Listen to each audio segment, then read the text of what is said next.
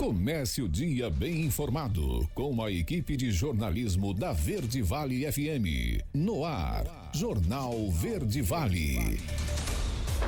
6h35, uma ótima manhã de quarta-feira, 11 de dezembro, para você que a partir de agora passa a sintonizar mais uma edição do Jornal Verde Vale. Sejam todos bem-vindos e bem-vindas a mais essa edição, comigo aqui na bancada, Daliana Oliveira. Muito bom dia. Um ótimo dia para você, Wesley. Um ótimo dia para você também que acompanha a 103,7, a rádio que é a número 1 da região. Agora 6h35. Você confere os destaques das últimas 24 horas. Jornal Verde Vale.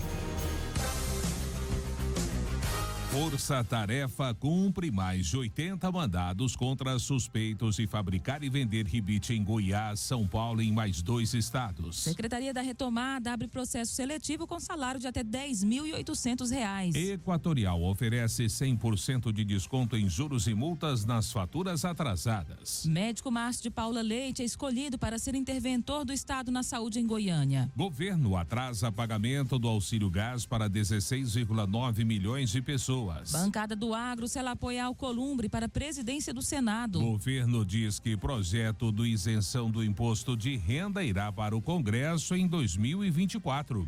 Os detalhes destas e outras notícias você vai conferir a partir de agora, aqui no Jornal Verde Vale. A notícia em primeira mão. Jornal Verde Vale. Jornal Verde Vale. Verde Vale. Notícias do Brasil. 6h36, uma ótima manhã de quarta-feira para você. Sejam bem-vindos e bem-vindas a mais uma edição do Jornal Verde Vale. Olha, o presidente Lula foi internado e fez uma cirurgia de emergência na noite da última segunda-feira após sentir fortes dores de cabeça. Ele foi levado às pressas para o hospital em Brasília, onde fez uma ressonância que mostrou uma hemorragia intracraniana, decorrente da queda que levou no dia 19 de outubro. O presidente foi transferido para São Paulo e operado de emergência para drenar a hemorragia. De acordo com o boletim médico do Hospital Sírio-Libanês em São Paulo, o presidente está internado na UTI e encontra-se bem. A cirurgia, informou o hospital, ocorreu sem intercorrências. O presidente Lula, de 79 anos, ficará em observação nos próximos dias. De acordo com o cardiologista Roberto Calil Filho, que acompanha o presidente, Lula está estável. Além de Calil Filho, Ana Helena Gemoglio, Rogério Tuma, Marcos Stavali e Mauro Suzuki participaram da entrevista coletiva nesta terça-feira no Hospital Sírio-Libanês, na região central de São Paulo.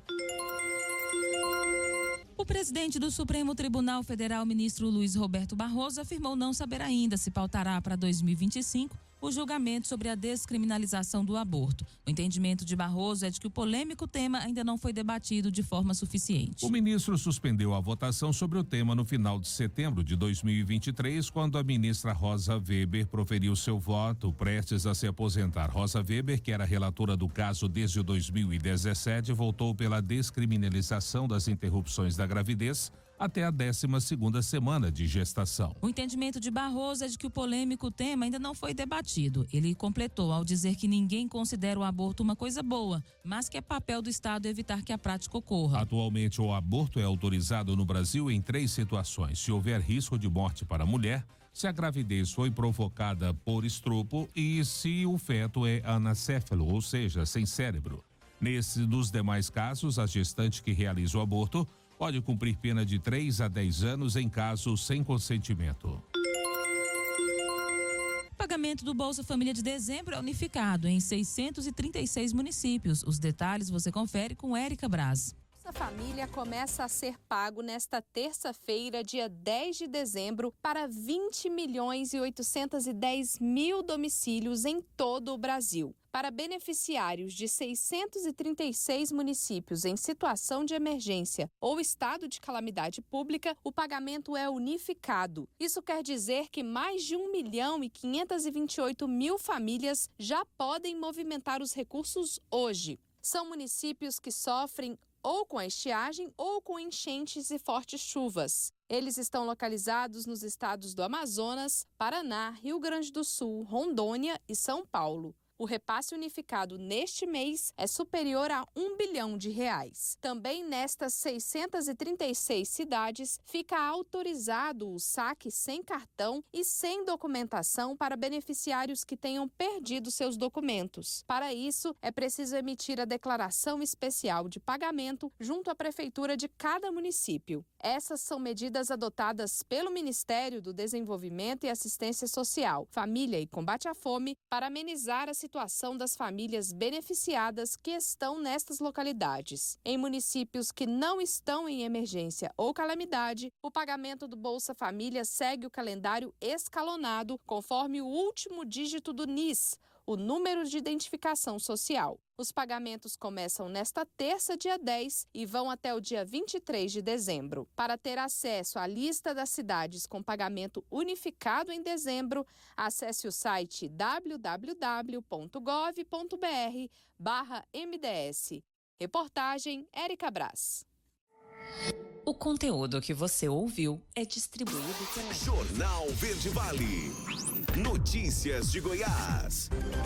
6h41. E uma força-tarefa está cumprindo 88 mandados contra suspeitos de fabricar e vender ribite em Goiás, Tocantins, Bahia e São Paulo. Ao todo, a operação cumpriu 24 mandados de prisão preventiva, 4 de prisão temporária e 60 mandados de busca e apreensão. Operação chamada de Efedra por uma suposta rede criminosa que, além de produzir e vender rebites, teria um esquema sofisticado de lavagem de dinheiro que movimentava valores milionários. Segundo as investigações, foram identificadas empresas e contas bancárias utilizadas pelo grupo para movimentar recursos ilícitos. A polícia cita que o dinheiro obtido com a venda das drogas era lavado por meio da aquisição de insumos químicos, equipamentos para produção, veículos, imóveis, fazendas e até criptoativos. Mandados foram cumpridos em 14 municípios e 4 estados: em Goiás, Goiânia, Goianira, Trindade, Anápolis, Ceres, Mara Rosa, Campo Norte, Uruaçu e Porangatu. No Tocantins, em Talismã, na Bahia, na cidade de Luiz Eduardo Magalhães, e também em São Paulo, na cidade de Salto. Além disso, um mandado de prisão foi cumprido na unidade prisional regional de Nova Crixás, em Goiás, envolvendo um detento. A Secretaria de Estado da Retomada divulgou na segunda-feira o edital do processo seletivo para a contratação de 17 profissionais para vagas temporárias em Goiânia.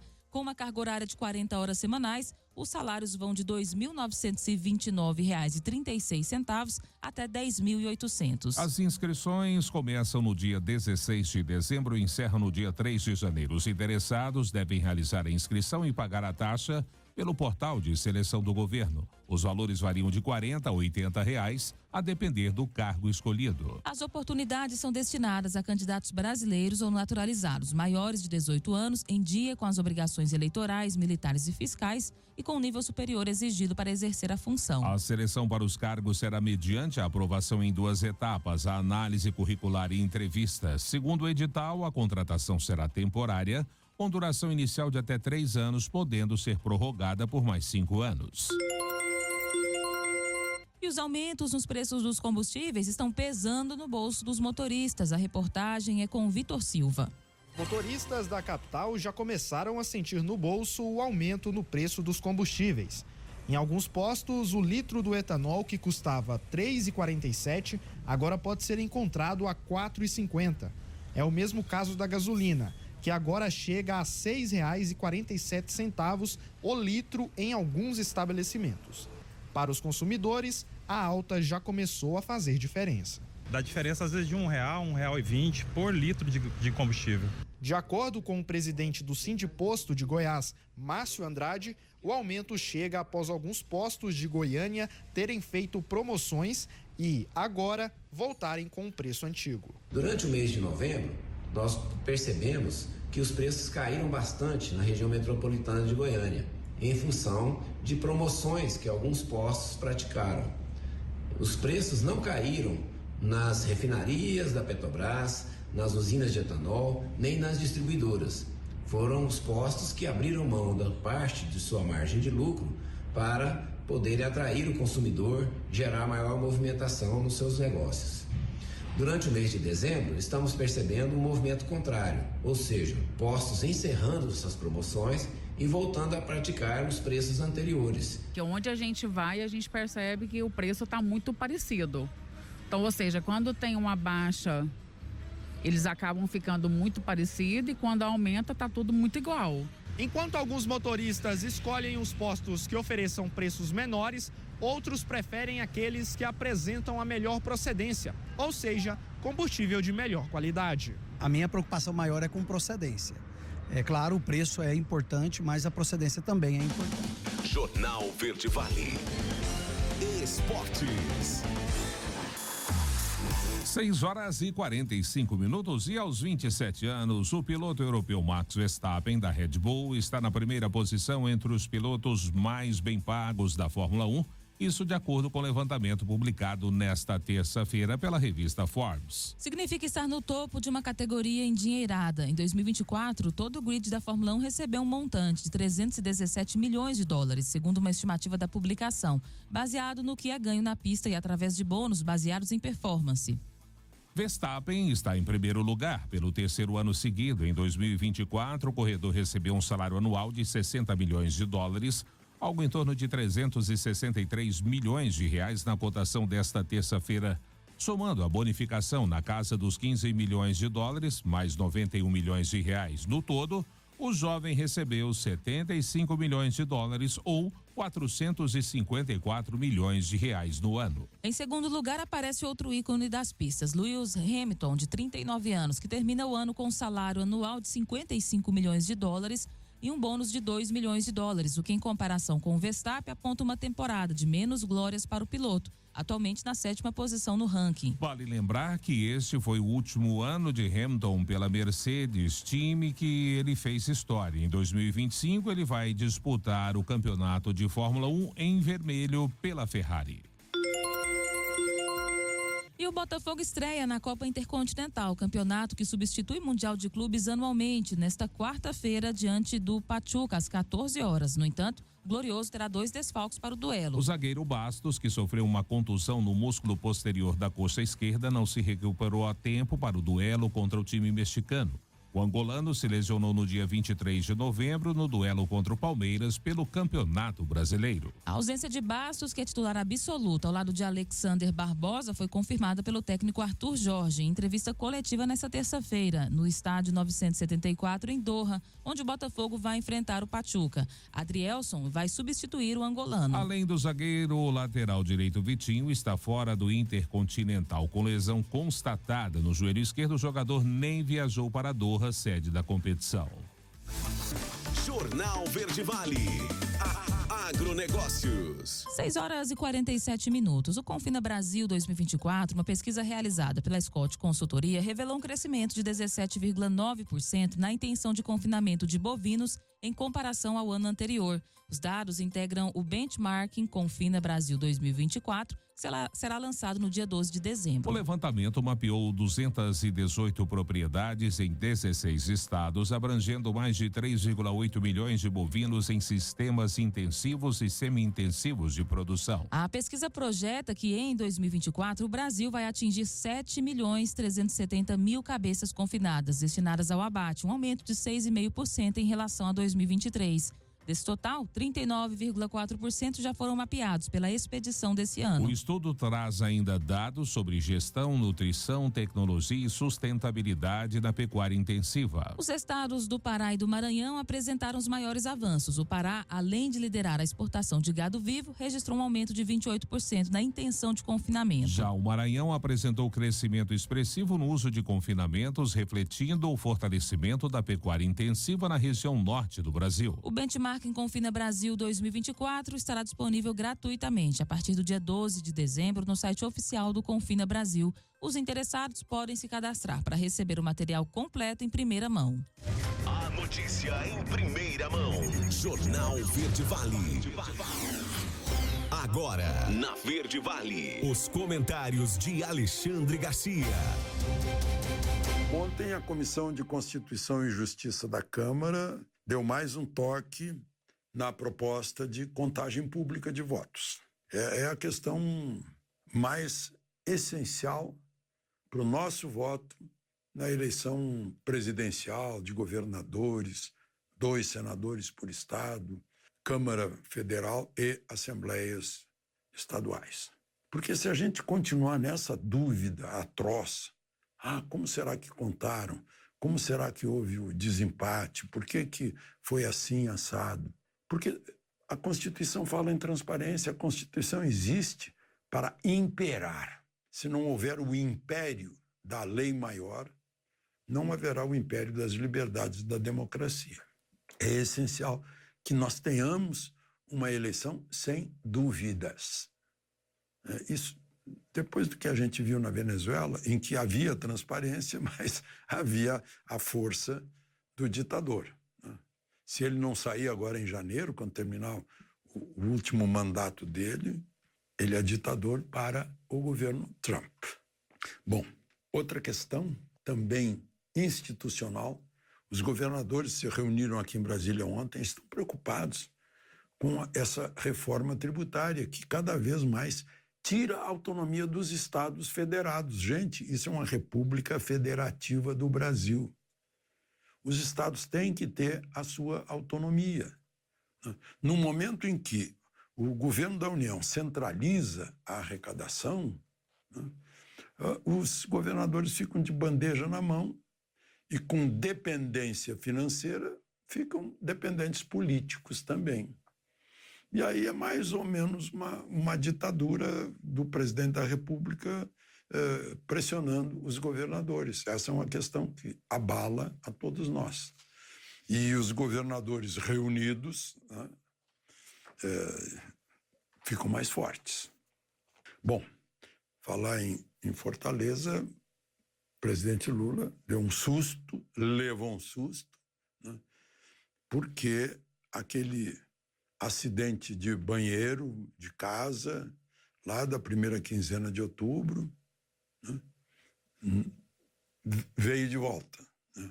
Ou seja, aquele hematoma, resultado de uma concussão que foi tão forte que chegou a abrir o couro cabeludo, voltou a hemorragia, e o Sírio-Libanês de Brasília percebeu que era grave demais para mexer com isso em Brasília, e foi para São Paulo, que talvez tenha um equipamento diferente, e abriram o crânio dele para aliviar a pressão sobre o cérebro.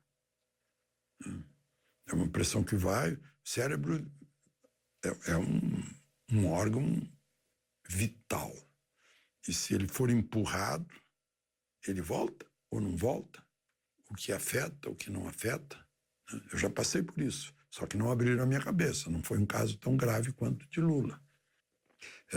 Mas é muito grave. Porque o cérebro que dá todos os movimentos do corpo, inclusive do coração e dos pulmões, né? Enfim, ele está lá na UTI. Os médicos do Sírio-Libanês têm sido otimistas, mas há expectativa, né? Porque tem a questão política. O Papa Francisco fez 21 novos cardeais. E eu queria registrar aqui que nomeou um cardeal mais novo que existe, 44 anos. Ele é da igreja ucraniana em Melbourne, na Austrália. Provavelmente ortodoxo, algo assim.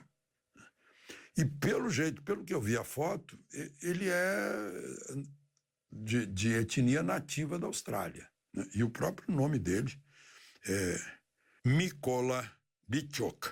Parece ser da etnia nativa da Austrália. É a igreja botando mais, digamos, diversidade aí no colégio dos cardeais. De Brasília, Alexandre Garcia. Você ouviu os comentários de Alexandre Garcia. Oferecimento Ouro Peças, peças agrícolas em geral, cardãs, cruzetas, embreagem, giro livre, correias, rolamentos, correntes, ferramentas elétricas e manuais e equipamentos de proteção em geral. Ouro Peças, Avenida Antônio Carlos Paniago, número 18, fone 64-3661-1333.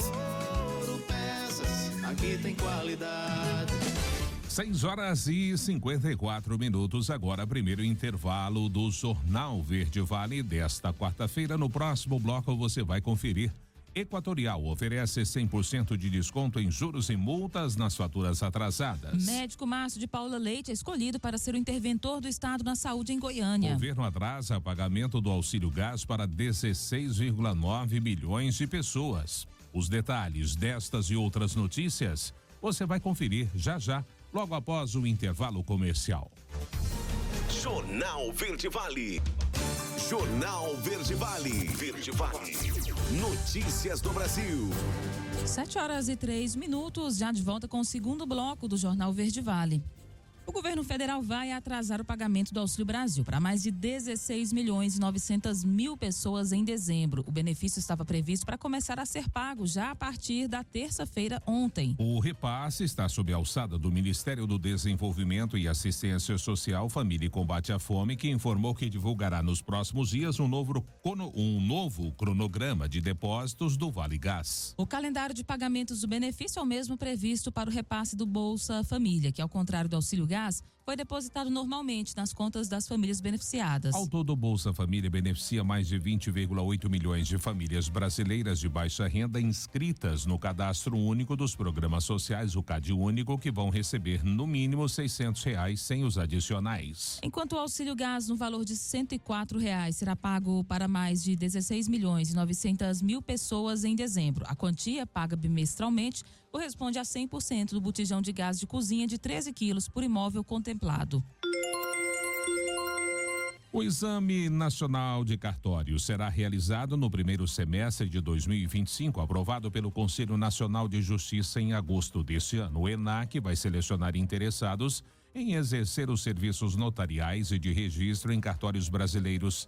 A expectativa de que a prova ocorra em abril do próximo ano, mas o mês ainda está em análise na comissão. Quem quiser trabalhar em um cartório a partir de agora precisa passar na seleção nacional para se inscrever nos concursos locais. O objetivo do certame é aumentar a uniformidade, a idoneidade e a qualidade dos cartórios extrajudiciais. Vamos dar integridade, melhorar a qualidade, afirmou o presidente do CNJ, o ministro Luiz Roberto Barroso.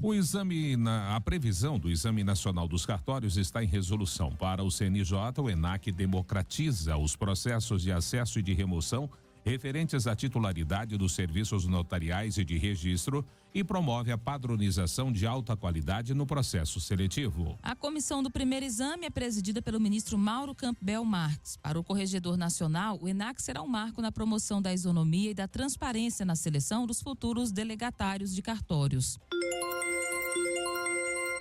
Projeto de lei obriga motoristas embriagados a indenizarem vítimas. A matéria de Alain Barbosa. Motoristas embriagados ou sob efeito de qualquer substância psicoativa terão que reparar todos os danos causados a vítimas de acidentes de trânsito. Projeto de lei neste sentido foi aprovado por unanimidade nesta terça-feira na Câmara dos Deputados. Embora o Estado brasileiro assegure o pagamento de indenização pelo seguro DPVAT, o autor do projeto, o deputado Aguinaldo Ribeiro, do Progressistas da Paraíba, argumenta que muitas vezes o recurso é insuficiente para o custeio integral do tratamento da vítima, com gastos hospitalares e fisioterapias, por exemplo. Para o deputado pastor Henrique Vieira, do PSOL do Rio de Janeiro, a proposta pode contribuir para a redução de mortes no trânsito. Vale dizer que, segundo a meta da OMS, deveria haver uma redução em 50% das mortes provocadas em trânsito de 2009 a 2019,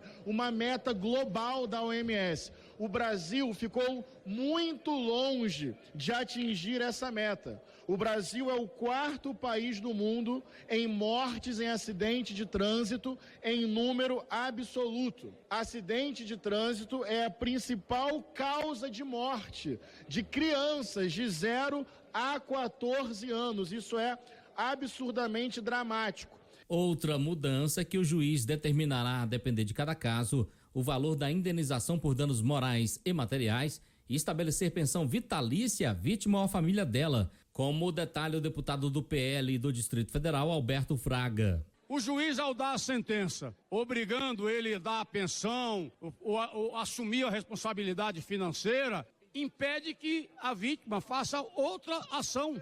Resolve-se tudo na sentença do juiz.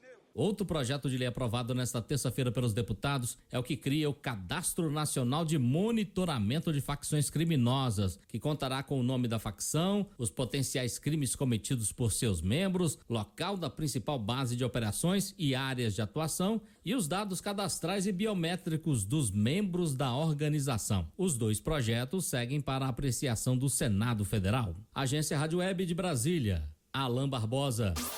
Jornal Verde Vale. Notícias de Goiás. 7h08. A população de Goiás que estiver com as contas de energia atrasadas pode negociar os juros, multas e atualização financeira, o IPCA, com até 100% de desconto. A campanha é realizada pela concessionária de energia Equatorial Goiás e pretende facilitar a regularização dos débitos até o fim de 2024. Os pagamentos podem ser realizados pelo site oficial da empresa por meio do link Pagar com Cartão ou diretamente nas máquinas de cartão das agências de atendimento até o dia 30 de dezembro deste ano. Além disso, agentes da companhia estão mobilizados para fazer renegociações com os clientes que possuem contas em atraso. Vale ressaltar que as equipes estão devidamente identificadas com uniformes e crachás e usam máquinas de cartão para facilitar o pagamento na hora, seja à vista ou parcelado. Após o Tribunal de Justiça de Goiás decidir por intervenção do Estado na saúde de Goiânia, o médico Márcio de Paula Leite foi escolhido para assumir como interventor na Secretaria Municipal de Saúde da capital. A indicação do médico ao governador de Goiás, Ronaldo Caiado, foi confirmada na manhã da terça-feira pelo prefeito eleito Sandro Mabel. Segundo Mabel, Márcio de Paula possui conhecimento da saúde de Goiânia e tem disposição para conduzir a crise na pasta. Atualmente, ele trabalha como emergencista no Cais Cândida de Moraes e é médico auditor da Prefeitura de Aparecida de Goiânia. A Prefeitura de Goiânia salientou que respeita a decisão judicial, mas defende que os esforços locais já iniciados são capazes de recuperar a normalidade e assegurar a proteção dos usuários do sistema público de saúde. A intervenção na saúde do município foi determinada pelo TJ goiano na segunda-feira, quando os desembargadores atenderam a um pedido do Ministério Público Estadual. Pela decisão do tribunal, a intervenção será formalizada por decreto, que deve ser assinado por Caiado até essa quarta-feira e limitada até o dia 31 de dezembro. Márcio de Paula vai assumir a função assim que o decreto for publicado no Diário Oficial do Estado.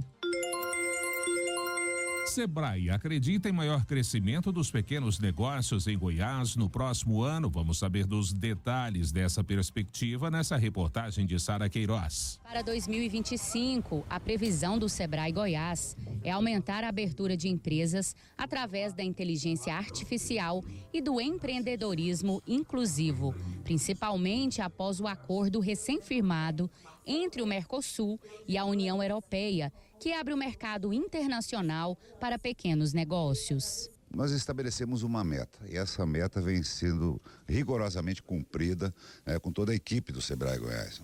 Nós imaginar que 1.100.000 atendimentos em 2 anos é algo extraordinário.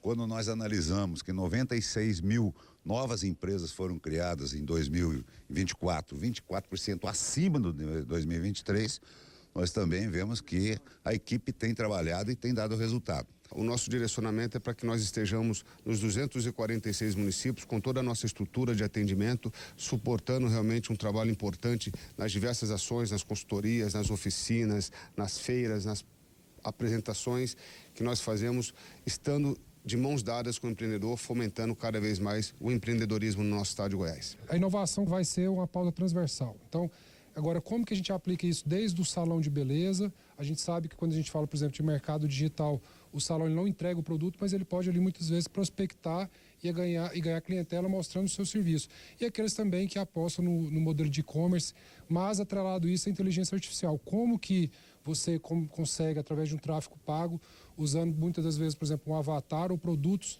de uma forma que ele fique bem dispostos e que ele possa aproveitar a oportunidade de colocar o seu produto ali, não só dentro do estado de Goiás, mas Brasil afora e mundo afora. Em 2024, o Sebrae Goiás registrou um aumento de 24% na abertura de empresas em relação ao ano de 2023, com 55.000 novos postos de trabalho para os goianos. O vice-presidente do Conselho Deliberativo Estadual do Sebrae Goiás destacou a importância dos parceiros da entidade para o crescimento do empreendedorismo em todo o estado. é importante destacar as inúmeras parcerias que o Sebrae tem feito, seja com alguns dos seus mantenedores, como é o caso da FAEG, FEComércio, FIEG, FACIEG, FCDL, Universidade Federal de Goiás e o Governo do Estado de Goiás, e seja também com outras instituições. Sara Queiroz, da Agência Brasil Central. Jornal Verde Vale. Esportes. 7h13. A Conmebol divulgou a data do sorteio da fase prévia da Libertadores 2025, que vai contar com Bahia e Corinthians como representantes brasileiros. A entidade vai definir no próximo dia 19 de dezembro, uma quinta-feira, os confrontos da etapa inicial do torneio, na qual são disputadas 4 vagas na fase de grupos. A pré-Libertadores tem 3 fases. Os brasileiros entram apenas na segunda fase e encaram 2 confrontos de mata-mata na tentativa de garantir um lugar nos grupos. A primeira etapa não tem times do Brasil e da Argentina. O sorteio da fase prévia da Sul-Americana será no mesmo dia, mas não envolve equipes brasileiras. Quase todos os times que estarão na fase prévia são conhecidos. Apenas o representante da Argentina, um colombiano e os bolivianos não foram decididos. O time argentino dessa fase pode ser o River Plate. O Atlético Paranaense decidiu por mudanças no futebol após o rebaixamento à Série B do Brasileiro e demitiu o técnico Lúcio Gonzalez, o diretor técnico Paulo Autuori e também o gestor desportivo Paulo Miranda. O anúncio foi feito na tarde dessa terça-feira. Segundo a apuração, Juca Antonello, auxiliar técnico da comissão permanente do Atlético, vai rescindir o contrato também e será mais um a deixar o clube. Desde a segunda-feira, os diretores Rodrigo Gama Monteiro e Márcio Lara estão reunidos no CT do Caju, definindo um planejamento especialmente a reformulação do departamento de futebol. Depois de analisar todos os cenários, a diretoria definiu as primeiras mudanças. Todas as decisões passaram pelo presidente Mário Celso Petralha. A promessa era de uma mudança profunda, pensando no retorno competitivo e financeiro. Uma fonte chegou a dizer à reportagem que o clube precisava de um reset, ou seja, de reiniciar totalmente. Jornal Verde Vale. Agronegócios. A safra global 24-25 de milho foi projetada em 1,217 bilhões de toneladas pelo relatório do Departamento de Agricultura americano, publicado na terça-feira. O número está abaixo de 1,219 bilhões de toneladas, indicadas em novembro pelo órgão. O documento estimou estoques finais da safra mundial 24-25 em 296,44 milhões de toneladas, ante as 304,14 milhões de toneladas indicadas em novembro e abaixo das 303,4 milhões de toneladas previstas pelo mercado. Para os principais produtores, a estimativa é a seguinte: Estados Unidos com 384,64 milhões de toneladas, China 292 milhões de toneladas, Brasil 127 milhões de toneladas, Argentina 51 milhões de toneladas, Ucrânia 26 milhões e meio de toneladas. No Brasil, as exportações brasileiras de milho em dezembro foram revisadas para baixo pela Associação Nacional dos Exportadores de Cereais. Agora espera-se que o país embarque 3 milhões e 900 mil toneladas de grão, um número 39% inferior a 6 milhões e 400 mil toneladas do mesmo período de 2023. Por outro lado, conforme a Companhia Nacional de Abastecimento, a Conab, o plantio do milho verá atingir 65,1% da área estimada até o início deste mês, com destaque para o Paraná, que já concluiu a semeadura. Jornal Verde Vale. Verde Vale. Notícias do Brasil. 7h16. O plenário do Senado Federal aprovou de forma simbólica nesta terça-feira o projeto de lei de número 2.338 de 2023, que regulamenta a inteligência artificial no Brasil. Agora o texto segue para ser apreciado na Câmara dos Deputados. A votação da proposta na comissão temporária que analisou o texto foi adiada diversas vezes. O texto foi politizado, principalmente por membros da oposição que alegavam que se estaria abrindo a possibilidade de censura. A proposta é de autoria do presidente do Congresso Nacional, Rodrigo Pacheco, que tem como prioridade finalizar a análise da proposta ainda neste ano na casa, antes de deixar o cargo. O PL estabelece as diretrizes da inteligência artificial como limites e regras que devem ser seguidas pelas plataformas que fazem uso da tecnologia, além de possíveis sanções a atividades que são consideradas de alto risco. O texto cria o Sistema Nacional de Regulação e Governança de Inteligência Artificial, que será responsável pela fiscalização da IA no Brasil. O sistema vai ser coordenado pela Autoridade Nacional de Proteção de Dados. 7h17. O Copom se reúne nesta quarta-feira com previsão de nova alta para a taxa Selic. Vamos saber dos detalhes com Jonathan Ferreira. O Comitê de Política Monetária do Banco Central, o Copom, se reunirá nesta quarta-feira para definir se irá manter, reduzir ou aumentar a taxa de juros do país, a Selic, que está em 11,25%. O último boletim Focus, divulgado pelo Banco Central, prevê a Selic em 12%, o que indica que a maioria dos agentes do mercado consultados pelo relatório aposta em uma alta de 0,75 ponto percentual. O economista Álvaro Bandeira prevê que a Selic deve continuar em alta em 2025. A previsão para a reunião do Copom é de alta com consenso majoritário em 0,75 a mais na taxa Selic, mas tecnicamente, a meu ver, deveria ser 1 ponto percentual, seguida possivelmente de outra alta logo no mês de janeiro de igual tamanho. O economista Roberto Troster detalha de que forma a alta da Selic impacta na economia do país. Por um lado, funciona como um freio para a economia. Juros mais altos é um freio para a economia. E essa é a função principal da taxa de juros, para desaquecer a economia um pouco e, dessa forma, esfriar um pouco a inflação. Preços mais baixos no médio prazo, né? E no curto prazo, crédito mais caro.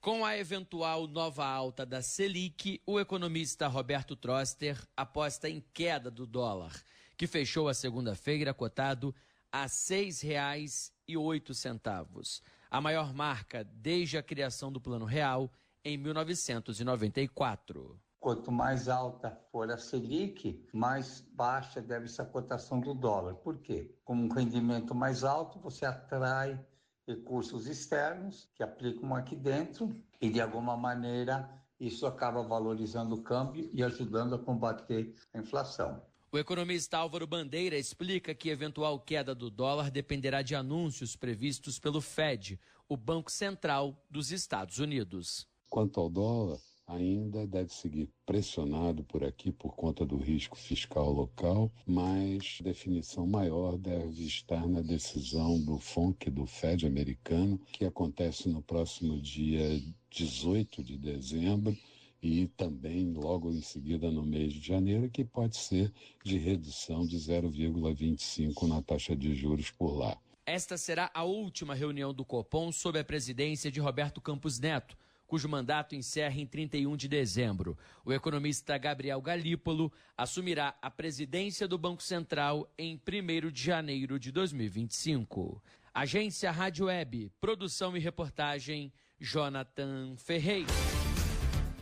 7h20, último intervalo do Jornal Verde Vale desta quarta-feira. No próximo bloco você vai conferir: governo diz que projeto de isenção do imposto de renda irá para o Congresso Nacional ainda em 2024. Bancada do Agro sela apoia Alcolumbre para a presidência do Senado. E claro, também espaço para as nossas notícias locais, a sua participação no quadro A Voz do Cidadão. Não saia daí, a gente volta já. Jornal Verde Vale. Jornal Verde Vale. Verde Vale. Notícias do Brasil. 7h31, já de volta com o Jornal Verde Vale desta quarta-feira aqui pela Verde Vale FM, uma emissora do Sistema Verde Vale de Comunicação. O secretário executivo do Ministério da Fazenda, Dário Durigan, disse nesta terça-feira que a reforma do imposto de renda, que deverá ampliar a faixa de isenção para quem ganha até R$5.000, será enviada ainda este ano, mesmo com a resistência do Congresso à medida. A reforma da renda foi anunciada junto ao pacote de corte de gastos públicos. O governo tenta aprovar o pacote até o fim do ano e deixar a reforma da renda para o próximo ano. O projeto de renda está pronto, é proposta da Fazenda. A gente que levantou esse projeto, estudando quais as formas de viabilizar os R$5.000 com compensação, foi o que disse ele a jornalistas após reunião almoço da Frente Parlamentar do Empreendedorismo. O encontro foi destinado a debater as propostas de redução de gastos que tramitam no Congresso. O auxiliar do ministro Fernando Haddad ainda frisou que a pasta estudou a questão por 2 anos, tendo em vista uma fonte de compensação. E o senador Davi Alcolumbre recebeu nesta terça-feira o apoio da Frente Parlamentar da Agropecuária para a eleição da presidência do Senado. O pleito será em fevereiro do próximo ano e o amapaense desponta como grande favorito. O apoio foi selado após reunião da bancada do Agro nesta terça-feira. O grupo é composto por 50 senadores e 290 deputados. O presidente da FPA, deputado federal Pedro Lupion, do PP do Paraná, disse ter entregado ao senador pautas prioritárias da bancada e reclamou do que considera um andamento mais lento dos projetos no Senado comparado à Câmara. Até o momento, partidos como MDB, PT, PSD, PL, União Brasil, PDT, PSB, PP e Republicanos já anunciaram apoio a Alcolumbre. Lira diz que governo não tem votos para aprovar o pacote fiscal. Vamos saber dos detalhes com Yuri Hudson. O presidente da Câmara dos Deputados, Arthur Lira, afirmou nesta terça-feira que o governo Lula ainda não tem votos suficientes para aprovar o pacote de corte de gastos. Durante a conversa com a imprensa, Lira voltou a criticar a decisão do ministro do STF, Flávio Dino, sobre as emendas parlamentares. No entanto, o presidente da Câmara refutou que a não votação do pacote fiscal proposto por Haddad seja por conta das emendas que seguem sem ser pagas desde agosto deste ano. Então, o acerto é que não tem votos. O assunto é polêmico, o BPC é polêmico, a abono é polêmico, o salário mínimo é polêmico. É um assunto que ferve, além de toda a insatisfação pelo não cumprimento de uma lei que foi aprovada pelo Congresso Nacional, sancionada pelo presidente da República. O que complica ainda mais a votação do pacote é a decisão do ministro Flávio Dino referente às emendas parlamentares, isso depois do Legislativo ter aprovado uma lei e ela ter sido sancionada pelo presidente Lula.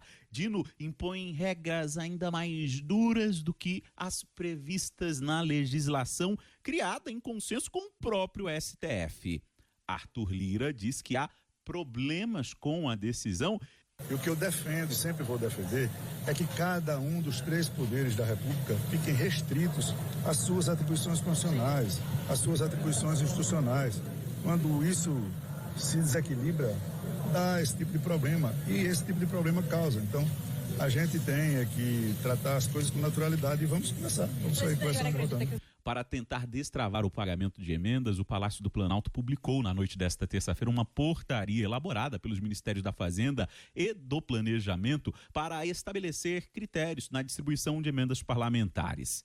A tentativa do governo é buscar um meio termo entre as restrições impostas pelo ministro Flávio Dino e o projeto aprovado pelo Congresso Nacional. Essa portaria preserva a exigência do plano de trabalho, do registro da emenda e a identificação do parlamentar solicitante. Todas essas ressalvas postas por Dino. No entanto, para destravar o pagamento dessas emendas pendentes desde agosto, a portaria estabelece a data de 3 de dezembro como o ponto de início para a cobrança desse plano, o que viabiliza empenhos feitos por parlamentares anteriormente. Agência Rádio Web de Brasília, Yuri Hudson. Jornal Verde Vale. Notícias de Goiás.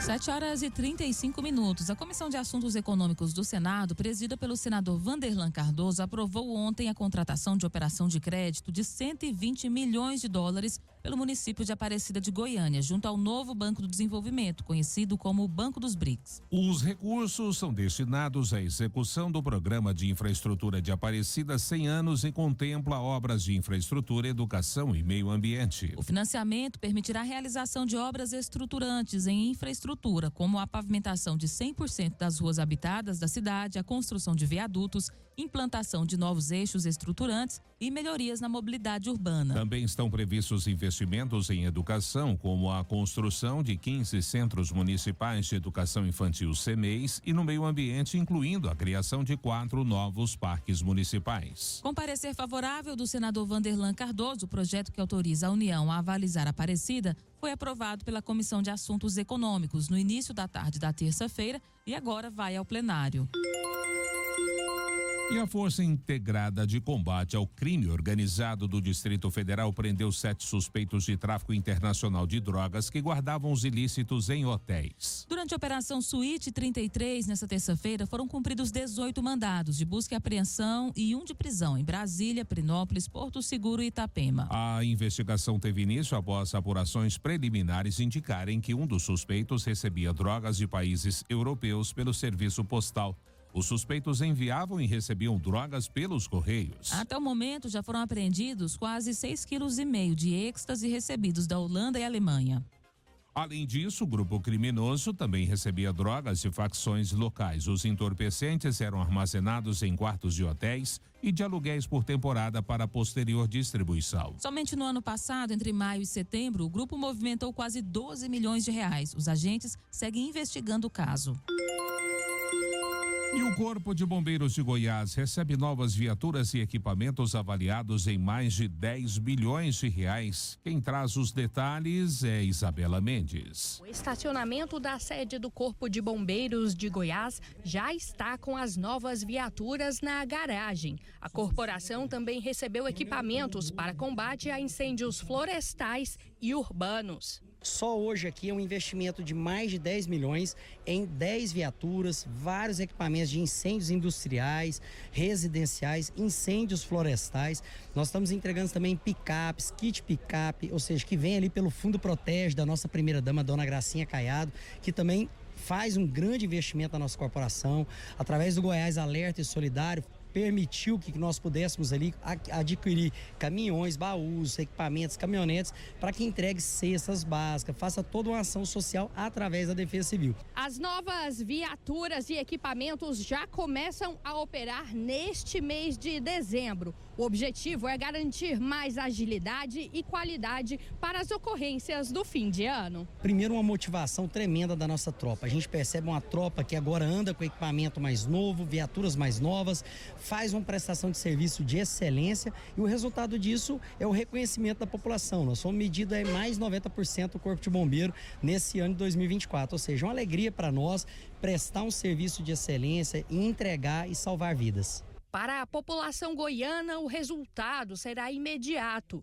e poderá ser percebido no dia a dia do trabalho oferecido pelos bombeiros militares de Goiás. A corporação ela vive um momento agora de expansão de entrega em outros municípios. Até o ano que vem vão ser entregues mais de 20 municípios, mais de 20 postos. Nós vamos entregar só agora nesse mês de dezembro também, e que esses equipamentos farão parte, 2 postos, novos postos, um no entorno, um no sudoeste goiano. Isabela Mendes, da Agência Brasil Central. Jornal Verde Vale. Agronegócios.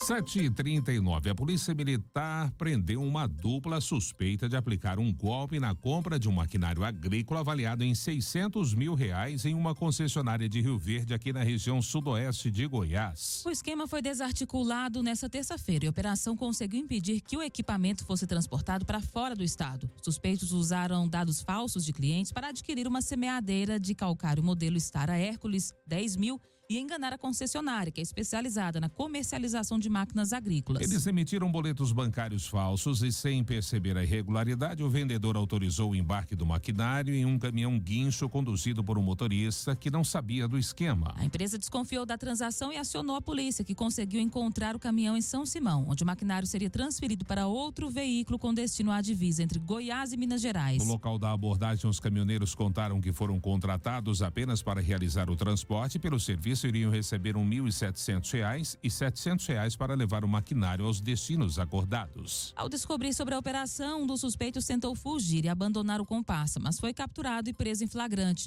O homem também tentou destruir 2 celulares para dificultar as perícias. Com eles, a polícia apreendeu 4 celulares, R$600 em espécie, um veículo Fiat Palio usado na fuga, além do maquinário agrícola subtraído. Todos os itens foram recuperados e apresentados às autoridades competentes. Os 2 detidos passaram por exames de corpo de delito e foram encaminhados para a delegacia de Rio Verde, onde foram autuados por estelionato. As autoridades investigam um possível terceiro envolvido nesse caso. 7h41. Colheita de tomate não para na entre-safra em Goiás e o estado se consolida como o maior produtor da fruta no país. Vamos saber dos detalhes com a Isabela Mendes. No campo onde toda a produção começa, as plantações estão cheias. Isso porque a produção de tomate não para nas entre-safras. A gente tenta programar, escalonar os nossos plantios, porque a gente depende de viver para mandar fazer muda. A gente precisa entender como é que está sendo o mercado, mas a gente consegue, escalonando certinho, mandando as mudas para produção na época correta, a gente consegue ter colheita o ano inteiro, todas as semanas. Neste sítio, em Hidrolândia, a 36 quilômetros de Goiânia, o engenheiro explica que a colheita se inicia quando a fruta começa a ficar da cor laranja. Depois que o tomate é colhido, ele não vai direto para a mesa do consumidor final. Antes de tudo, é preciso garantir que ele esteja saudável e próprio para consumo. Por isso, uma das características observadas é ver se ele está sem furos e sem sinais de traça. Segundo dados do IBGE, em 2024, Goiás produziu mais de 1.400.000 toneladas de tomate. As áreas plantadas no estado também aumentaram para quase 15 mil hectares, com a produção de 94.500 quilos por hectare. O estado de Goiás tem se consolidado como o maior produtor nacional de tomate, o segundo maior exportador de tomate, e isso tem sido possível graças a todas as tecnologias que têm sido implementadas nessa cadeia produtiva, também a adoção de práticas agrícolas que têm proporcionado altos níveis de produtividade, com a produção estimada em 1,4 milhões de toneladas. Isso demonstra a relevância dessa cadeia produtiva para a agricultura do estado de Goiás. Tanto o tomate assim afeta o comércio e o valor do produto. Este vendedor explica que é preciso equilibrar os preços de mercado para que todo mundo saia no lucro. Nesses últimos 6, 8 meses aí, o tomate vem num preço acessível. O consumidor tá bom para o consumidor, né? A gente fica satisfeito de todo mundo poder comer, mas se nós não ganhar, como é que a gente faz, né? A gente tem que ser bom para os dois lados.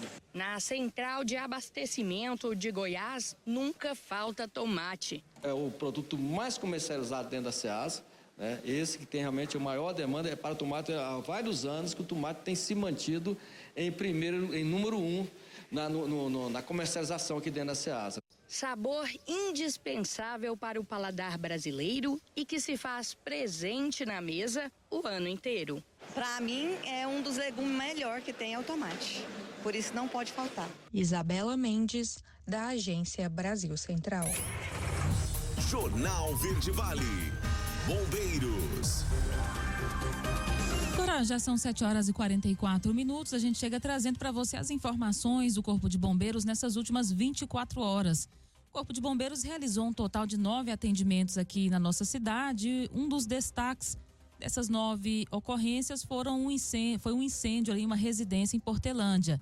Por volta das 6h50 da manhã dessa terça-feira, o Corpo de Bombeiros foi acionado para atender essa ocorrência de incêndio em uma residência. Deslocaram-se então com um trem de socorro, composto aí pelas guarnições de combate a incêndio urbano, salvamento e resgate. Ao chegarem no local, encontraram já uma equipe com caminhão-pipa da Prefeitura Municipal de Portelândia, que já estava atuando no combate ao fogo a essa residência. A corporação então assumiu a ocorrência após o controle e a extinção do incêndio. Infelizmente, foi encontrado um homem adulto já em óbito dentro dessa residência. De acordo com as informações apuradas ali no momento, com testemunhas, ele seria o proprietário dessa casa. Diante do ocorrido, acionaram então o Instituto Médico Legal para fazer a remoção do corpo e as providências cabíveis, deixando o local então sob a responsabilidade da Polícia Militar.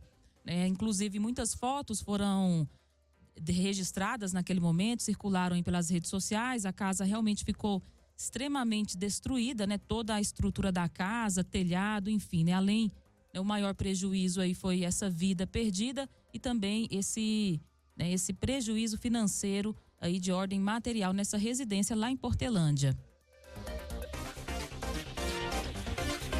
Nós tivemos também, só que aqui em Mineiros, um pouco mais tarde, já por volta das 4h40 da tarde, uma solicitação para combate de incêndio em veículo.